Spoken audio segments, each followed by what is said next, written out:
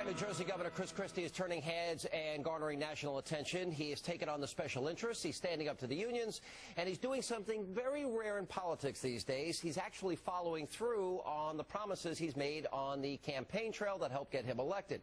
And he now joins me in studio. Governor, welcome back to the show. Great to be here, Sean. Wow, the skin.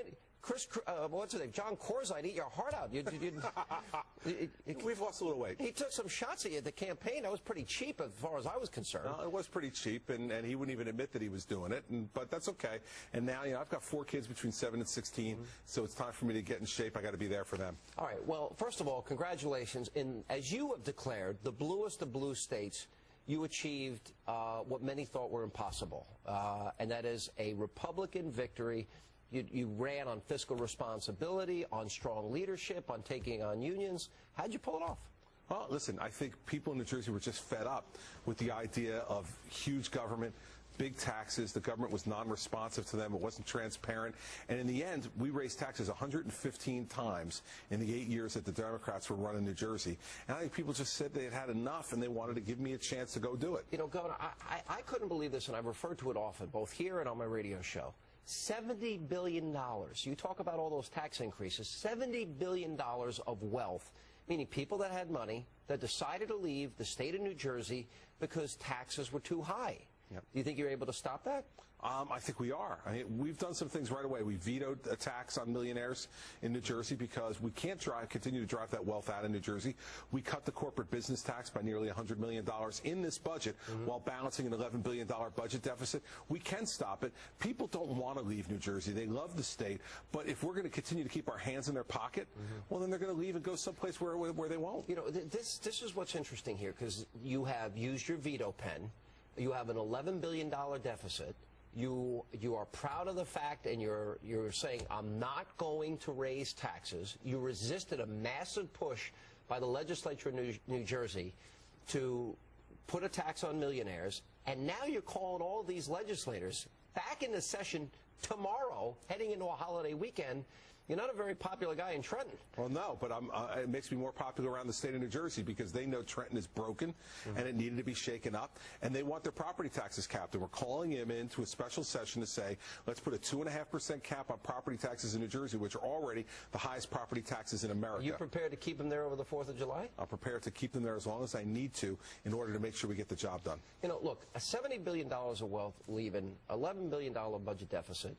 All right, so there's always those people that make the argument that the only way that you're going to increase revenues is to increase taxes or increase fees. You resist that. So then the question is, and I'm a supply sider, but I want you to explain it in your words. How do you increase revenues? How do you close that budget gap if you can't raise taxes? Well, it's pretty simple. The more people you have paying taxes, even at a lower rate, the more money you're going to get. Right now we have 9.7% of our people unemployed. We had businesses leaving the state. We're going to set up an entrepreneurial society in New Jersey, encourage people to come and risk their capital there, create jobs. When that unemployment rate goes down and we get more people working, we're going to have more and more revenues in the state. That's the way it works.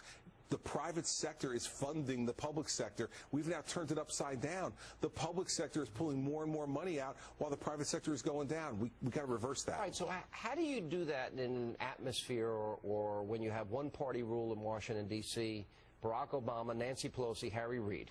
They have now, in less than 2 years, accumulated $3 trillion additional dollars in debt. $3 trillion in 2 years in terms of a deficit and deficit spending. That doesn't even include, Governor, health care. So you kind of have the federal government working against you because there's not a lot of economic growth going on nationally. What are you predicting you'll be able to do? When Reagan cut taxes, he created 20 million new jobs. What do you predict over time is going to happen in New Jersey? I don't know, but what we're going to do is I think in some ways that helps us because we're going to create an oasis in New Jersey. In a desert of growing government, growing taxes, we're going to say, you want to stay in America, you want to be someplace that gets it, that's lowering taxes and shrinking the size of government, come to New Jersey. And that's the way we're going to do it. How many jobs it's going to translate into, Sean, I don't know. Because you're right, a lot of it's going to depend on what happens nationally. But whatever economic growth we're going to have in America, I want it happening in New Jersey. All right, let me ask you a couple of questions. There's a Politico article that came out on you and some conservatives on some of the blogs. There's some chatter.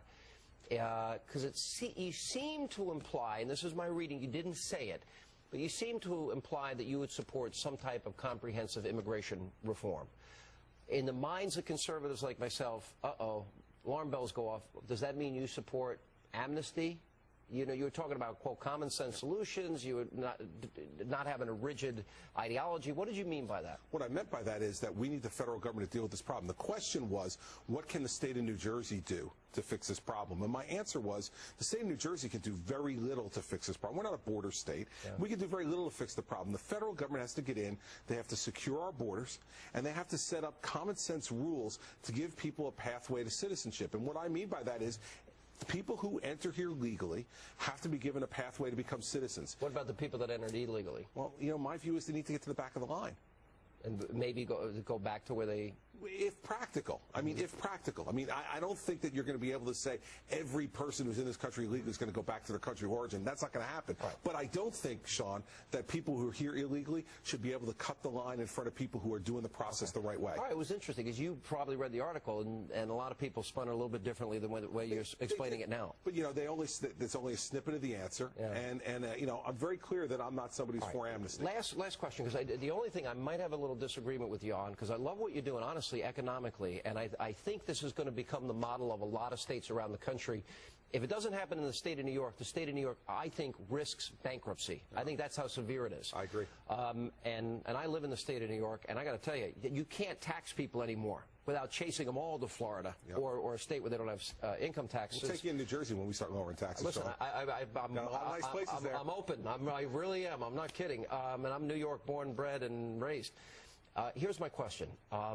When it comes to offshore oil drilling, you took a pretty strong stand against it.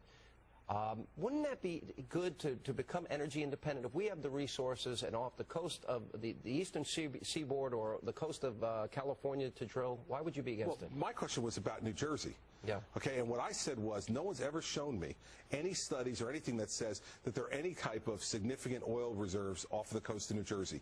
And so I don't want people just out there exploring for the heck of it. Okay. And so what I said was, when there's no discernible economic advantage, which there would be if there were a lot, and there's risk to offshore drilling, as we've seen, then when you balance those two, now it's different in the Gulf, because there is a discernible economic interest there. You know, I'm just not going to read any more of the media about you, because every time you explain it, I'm sorry, I'm fine with your explanation. I'm the governor of New Jersey, and that's what I'm talking about, New Jersey and what's happening there. You won't. I saw Cavuto. He's pressing you. You won't even consider the idea of maybe running for president one day. No. Won't even consider it. No. But your mind is open. Maybe it'll change. Listen. You know what? I'm giving you a hard time. Don't answer my stupid question. But, you know, listen, you met my wife tonight. Yes. Convince her. Miss Christie, do you have a moment to come on over? All right. Good to see you, Governor.